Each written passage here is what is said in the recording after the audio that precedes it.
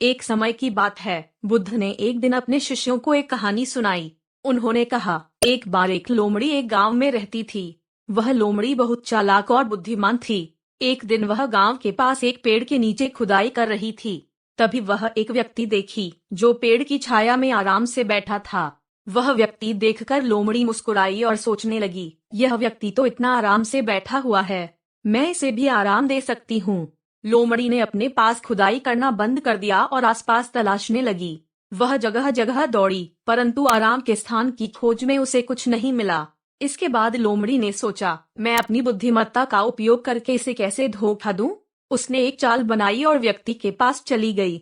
लोमड़ी ने व्यक्ति के आगे दौड़कर रुक गई और बोली, हे दोस्त, मुझे तुम्हारे साथ एक विचार साझा करना है। व्यक्ति ने उसे ध्यान से सुना और पूछा, क्या बात है लोमड़ी जी? लोमड़ी ने उसे बताया, मैंने यहाँ आकर एक खजाना देखा है जो इस पेड़ के पास छिपा हुआ है, लेकिन मैं खुद उसे नहीं उठा सकती हूँ क्योंकि मेरे पास अनुभव और शक्ति नहीं है।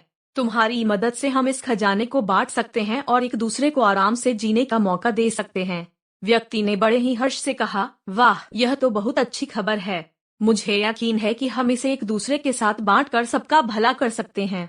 इस पर लोमड़ी ने मुस्कुराते हुए कहा, अच्छा है, तो तुम मुझे पहले अपना गहना दिखाओ जिससे मैं जान सकूं कि तुम मुझ पर भरोसा कर सकते हो। व्यक्ति ने लोमड़ी से कहा, मेरे पास कोई गहना नहीं है, लेकिन मैं तुम पर पूरा विश्वास करता हूँ। चलो हम भी उस खजाने की ओर चलते हैं। लोमड़ी बहुत खुश हुई और व्यक्ति के साथ चली गई। जब दोनों पहुँचे तो वे देखा उस पेड़ के नीचे खाली जगह थी जहाँ पहले लोमड़ी खुदाई कर रही थी। लोमड़ी ने व्यक्ति से पूछा, यहाँ तो खजाना था, वहाँ कहाँ गया? व्यक्ति ने हंसते हुए कहा, मेरे दोस्त, तुम किसी से धोखा नहीं दे सकती हो। खजाना हमेशा सत्य और सच्चाई के लिए नहीं, बल्कि सत्य और सच्चाई के लिए हमारे भीतर होता है। वह खजाना हमारे अच्छे कर्म, सद्भाव और नेकी में छिपा होता है। अगर हम दूसरों की मदद करने का इरादा करते हैं और दयालु होते हैं, तो हम खुद ही खजाना पा सकते हैं। लोमड़ी ने व्यक्ति से माफी मांगी और कहा, मैंने आप पर गलत शक किया। आपने मुझे अपने उदार और उपकारी स्वभाव का पाठ पढ़ाया है। मुझे आप पर गर्व है और मैं अपनी गलती सुधारने के लिए प्रयास करूंगी।